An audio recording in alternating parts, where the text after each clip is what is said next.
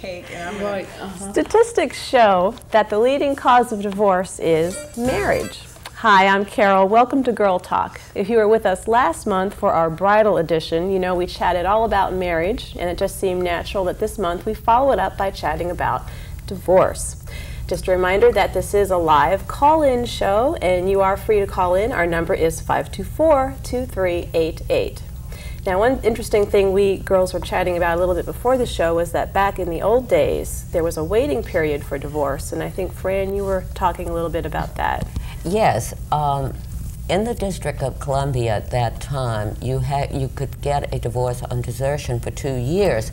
However, if you lived in the state of Virginia, you had to wait 5 years. And about what time period was this? The 1950s or so? The mid to late 1950s. So it was to your advantage to live in the district, or at least move in the district and establish residency there. So you didn't have 5 years to hang in there. That was really interesting to me because I'm just used to like quickie divorces, you fly to Rio, you know, and it seems like we have sort of a disposable society where 50% of all marriages end in divorce, and it's like things don't work out, you know, you leave, and yet now that was kind of interesting, but things have changed. I think it's a little bit easier to get a divorce. Well, you could get a divorce if you had money, flat or Reno, or one of the quicker places, but if you were just an ordinary working gal, you had to go in your jurisdiction, besides which you always had to establish a residency, so then that added to it. So I just stayed put, but the district was better for me and for women for divorces in that time.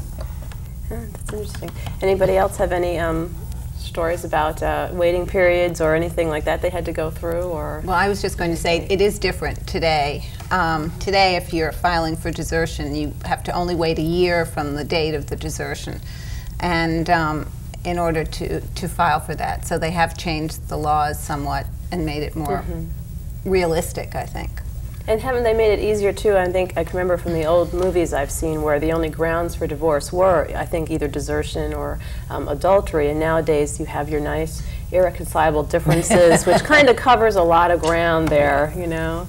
It's not called irreconcilable differences. Okay. In Virginia, it's called a no-fault divorce. Divorce. The difference is that you can live separate and apart for a year, the same time period, and not have to have a fault divorce. You can file for if you don't have children. I mean, if you have children, you have to wait a year to file for that. If you don't have children and you have a property settlement agreement, you need to only wait 6 months from the date of separation. So it's even less of a waiting period.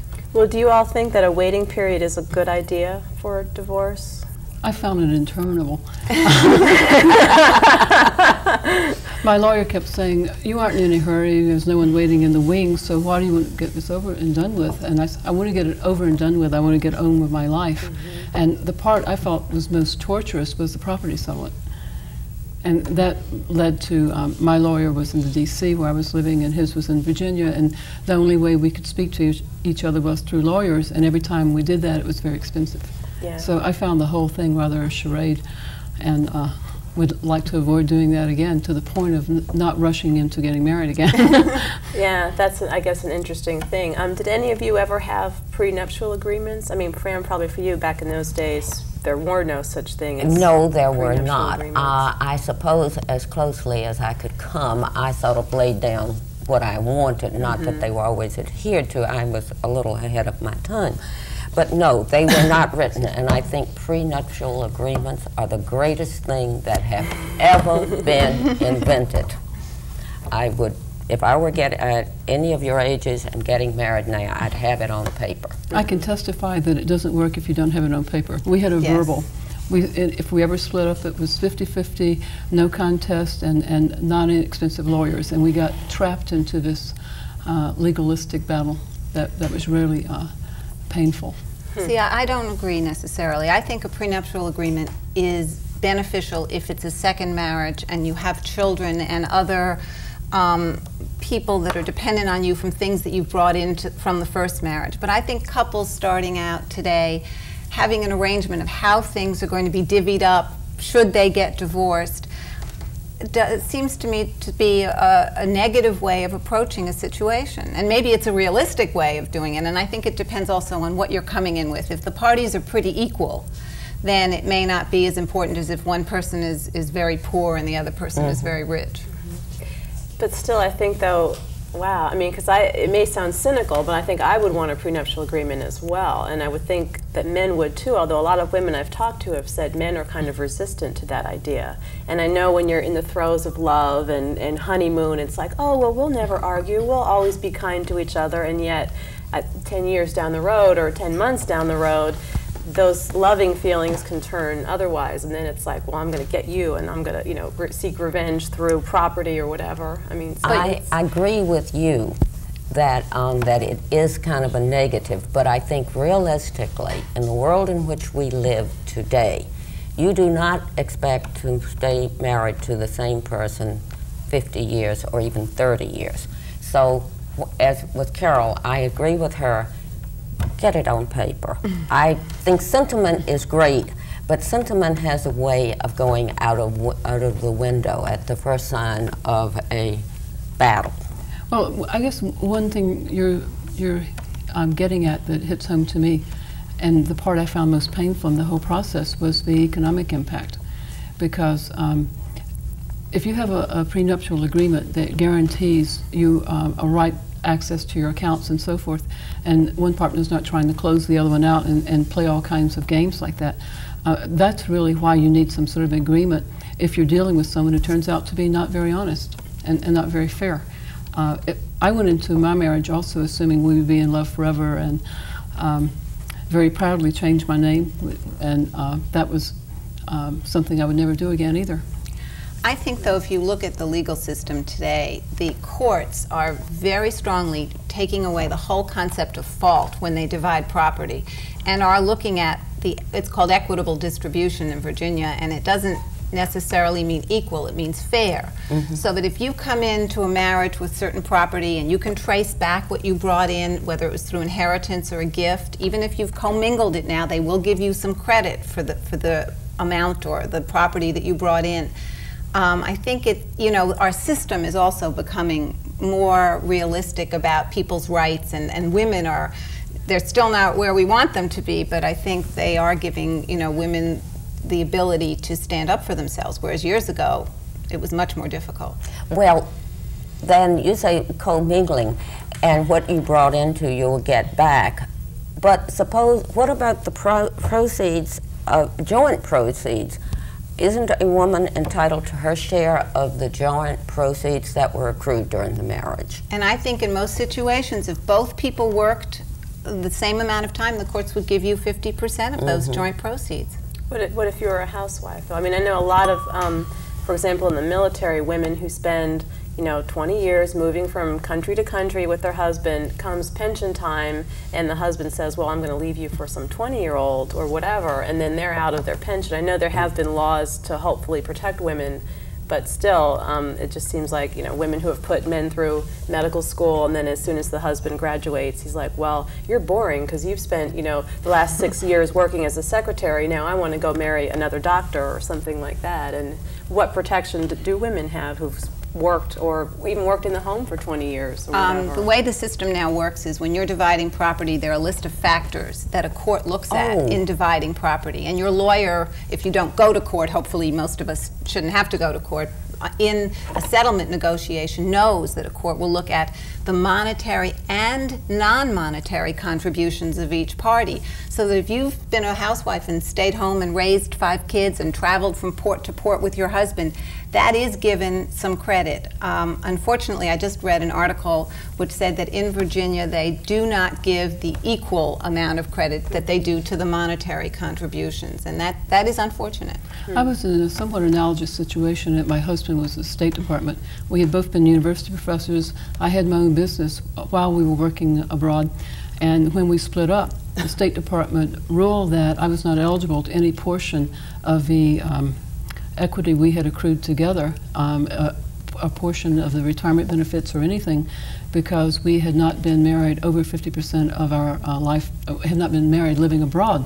employed by the State Department, and there was like so many wrinkles associated with that. It was not an open and shut case, and I was not given zero contribution from them, and that sort of rankles even today. Yeah, I mean, I think it is. Because my university retirement pension was rolled into the State Department maintained pension, so I did resent that. Yeah, That's unfortunate. One of the statistics I've read is that when men and women get divorced, the standard of living for men rises by 50% and the standard of living for women and that their children decreases by 50%. So obviously, somewhere along the line, the men are benefiting at the women and the children's expense. Well, the same thing holds true of Social Security. You could have worked all your life, 50 years, and you've paid into Social Security from the day that it came on the books, and you are married. Your earnings may count, but you don't get you're still listed as getting part of his. And that's why a lot of older people in my age, don't want to remarry. First place, I'm not going to ever lose anything by marrying someone. I want my Social Security, I've earned that. I want it under my name. And that's why a lot of older people, as I say, my age, the senior group, don't want to get married because you lose by it. Unless he's a millionaire, which isn't. Do either of you want to get remarried? Yeah, I definitely did. Particularly when I first came back, I assumed I would be married within 2 to 3 years, 3 at the most, and I found that it's really difficult to reconnect again after you've been in a situation where you're used to a certain level of intimacy, and it's very hard to, I think, reestablish that again and trust again that all of those feelings that come up and like it's not going to happen again. So I definitely do want another long-term relationship, whether that's marriage or not. It's the intimacy and the caring and sharing that I miss more than anything else. And there was that dimension of our marriage before it blew up. And do you think this is my second divorce, so I am this eternal optimist waiting for the right man to come along. I'm now in a relationship where we're living together, but we haven't discussed marriage, and I think that it's very different as you get older and you have more to risk. But I am hopeful that I'll find the right person someday and drive off into the sunset. Well, that's interesting. I know statistics say that most people do get remarried, and one thing I find interesting is that men get remarried a lot quicker than women do. Like within a year after their divorce, men are getting married again, which kind of makes me think, well, do the men need a caretaker? Which I think, yes, as you all just nodded your heads, yes, the men need a caretaker, and I think the women are capable of taking care of themselves and aren't going to rush into something. And I've read psychologists tend to say universally that the first year after a divorce is just crazy, and you need to realize that you are going to be crazy for about a year and just, try to deal with it the best you can. But you were mentioning that study, which was, I know, done years ago about the income levels, how the women lose, I think you said 50%. I think they have re-looked at those statistics. And originally that was the statistics that happened right after the divorce, where the women's economic situation plummeted. As the women started to take care of themselves and build their lives, I think there are new studies out now that show them 5, 10, and 15 years later. And they have really, it's not that big span of income anymore. They have learned to take care of themselves, and their children are in better shape than they were, when the divorce took place. And so we're being able to handle things better economically as well as emotionally. Well, yeah, that's good. I mean, I would hope that 10 years after the divorce, the women are in a better position than perhaps the year after they left. But I guess that's one thing, you wonder why people stay married in a situation that perhaps isn't the best, and I think maybe economics is one reason why. And I know in the old days, I'm saying Fran is probably going to kill me for that, but you stayed together for the sake of the children, or you stayed together for societal reasons, like it would be very disastrous for a woman to be a divorcee. It was a very risque kind of thing to have on your reputation.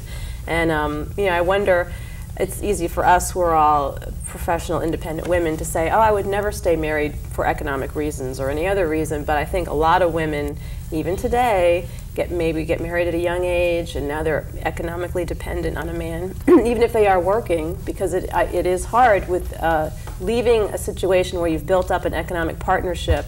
Even if you're putting in 50%, now you're going off into the world on your own with security deposits and rents and new insurance and all that. So I wonder if you have any sense that perhaps people are still staying married when they shouldn't be. I think that proves, I know people who do, who are for whatever reason seem to be afraid, and I'm not talking about my age, I'm talking about your age and younger. But I think that says women should take possession of their own lives and not be guided by what people think. I think even if you take a lower standard of living for a while, why stay in a situation that is not good? It's not going to do you any good. It's not doing the children any good. Certainly when I was divorced, it was more acceptable, but I did not let it bother me what anyone thought. It was the thing that I needed to do. And I went ahead and did it. Now, I just don't understand women not taking possession of their own lives. But then again, I suppose I'm the arch feminist. But that's good. We need more arch feminists, I think. I have to confess I stayed married longer than I feel I should have in retrospect. Some denial maybe, a willingness to, well, it was difficult to face the fact that it had failed, and I felt definitely like a failure. That wasn't supposed to happen. You are supposed to marry and stay happy and live forever after, together. And I think it wasn't anything to do with moral attitudes, or my family was very supportive once I finally decided. But the hardest part was for me to decide to cut my losses and start over again. And it was really scary starting over. Yeah. I think for me, I had spent most of my life married. From my first divorce to my second, I was only alone for a year, and I never did develop my own person.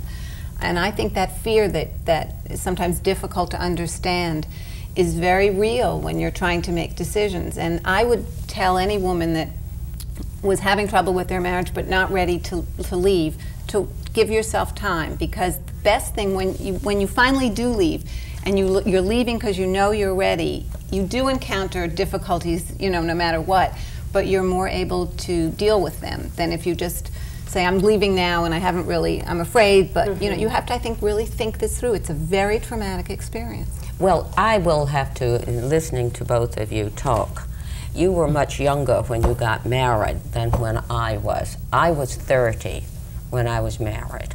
And I had always been on my own, not always the greatest, but I was on my own. So I wasn't that young when I got married, so I didn't go from a home to marriage. So my outlook would have been different. You were more independent before you got married, probably, than I know I was. I was independent from the time I was 18, so there was no question. No. I had been independent too, though. I had lived in not only this country but other countries. I had my own business, and I was 27, and I thought I had waited until I was mature and knew what I wanted.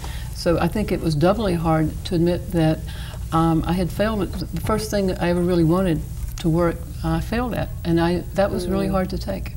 It's interesting, the failure concept, because I think now looking back on it, and then also having, of course, gone through some discussions with other women, I think we're very hard on ourselves to think we failed. I don't think we fail. I think perhaps the two of us together, things didn't work, but it's important not to put the whole thing on us. Yeah, I don't mean to imply that I accept that now. That's how I felt at the time. At the time, I felt like a failure. Yeah. And when I actually did leave, walked out with 2 suitcases, hopped a plane, and came back to the States, the first year I was back, it was the most joyous year I think I've ever had in my life. The sun never was so bright. The cherry blossoms were in the pinkest bloom they've ever been, and the birds were chirping, and it was an absolutely extraordinary period, and I never regretted for an instant once I walked out. It was just that finally happened to me too the second time.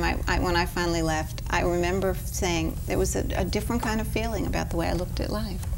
Yeah, and it's hard to kind of know when you're in such emotional trauma as you are when you're thinking about those kinds of things, well, if it's a good decision or not. I mean, I can remember reading, and I think they probably still are putting it out in one of these women's magazines, this article, "Can This Marriage Be Saved?" Oh. You know, and it seems to have struck a familiar bell with you all, you know, and it's kind of interesting, very voyeuristic to kind of read her side, his side, and then the third party side and see, can this marriage be saved? And I think it is hard, though, to kind of know, when do you cut your losses? How much effort do you put into a relationship that's perhaps dying? Should you let it die, or should you say, hey, I did make a commitment and I'm going to work on it and we can work on it together? That's an important point, though. It does take two to tango, and it's not just the woman's fault, or you can't do it. You can't drag your husband to therapy and have him go to counseling and all that with you. So I think, again, I tend not to be very emotional or have very much sentiment, but I looked at it eventually like an investment. And when you're always told about stocks that when they are going down and they're not going to go back up, you're losing money, cut your losses and get out. Mm-hmm. And I use that with most situations. It's not always the best, and I don't think everyone can do it. You have to be devoid of a certain amount of true emotion. But I looked at it that way. I cannot invest any more emotional. That stock was not going to go up. Is that what you're You got it. It wasn't. And I couldn't invest any more emotion. Get out of it. Well, I think we're ready to go to our token two. Okay, so sit back and relax. Here comes the token two.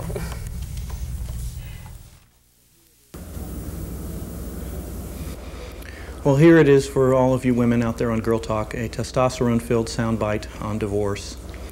I am getting divorced after 20 years. I got married during the time when the feminist movement was beginning, and I bought into it hook, line, and sinker. I believed in it, absolutely. I had a marriage for 20 years that was absolutely equal, and it's very distressing to me that this divorce is happening. In one sense, I guess my message is that just because now women have the kinds of freedoms that they have, which I applaud wholeheartedly, as I said, because I consider myself a feminist, I think it's a little bit painful that what happens many times is that these freedoms lead to women adopting a man's perspective, or perhaps maybe not the perspective, but some of the negative attributes of what these freedoms give you. And I would say that, you know, I can only speak from my personal experience, but I feel that you know, just because you have the freedom doesn't mean that you should feel so quick to jump in to the divorce arena. You know, I applaud the kind of freedom, and I applaud what it means for women to be able to choose, but that doesn't mean that you have to be like a man, you know, to be able to take advantage of those freedoms. Use your sensitivity as women when you think about this issue. Okay, that was our token two. Thank you very much, Sarah, for that opinion. One thing we haven't talked about, and since this is Girl Talk, I want to mention Princess Di. Should she get divorced? Should she give up her princessness and her queendom? I mean, I think that epitomizes almost everything traditionally that we've grown up with. You get married and you stay with your Prince Charming no matter what. I mean, what do y'all think, gossipy-wise? I think that she should I think she would lose her children if she got divorced. And that to me would be very, very, you know, the ramification of getting divorced that is reason why I think she should not. I think she should probably move into her own little castle and have her own life, but at least this way she'll still have the relationship as the mother, which from what I understand will change if she does get divorced. Wow. I wasn't aware of that angle. Before you said that, I was about to say, any person who's in the sort of anguish that she appears to be in and has thrown herself down the stairs and tried to commit suicide is definitely unhappy. And she might be happier elsewhere.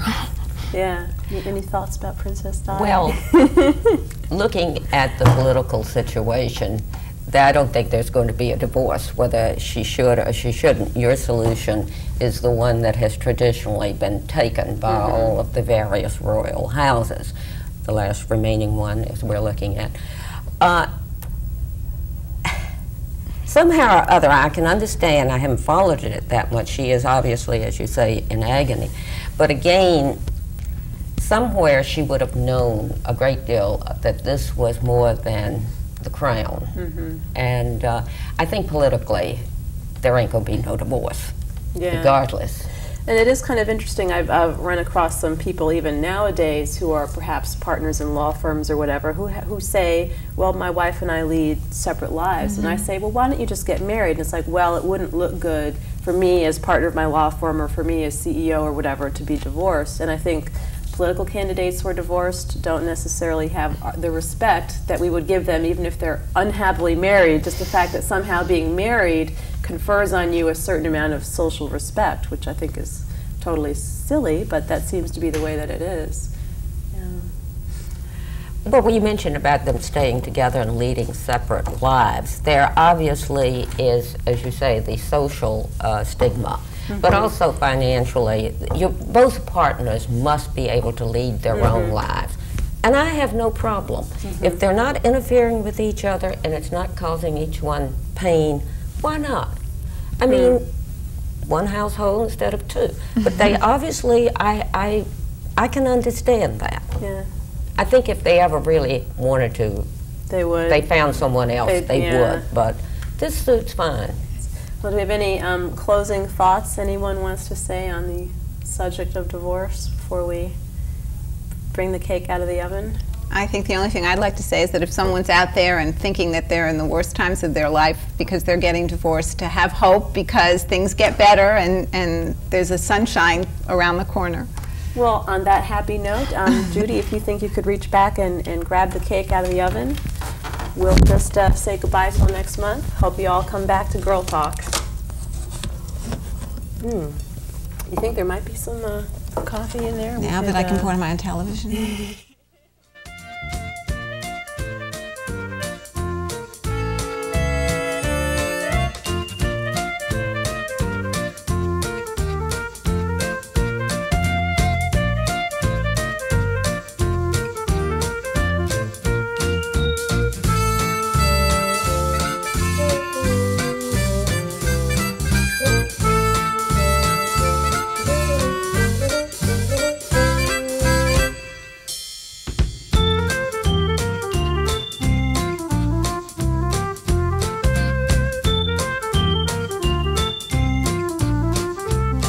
Well,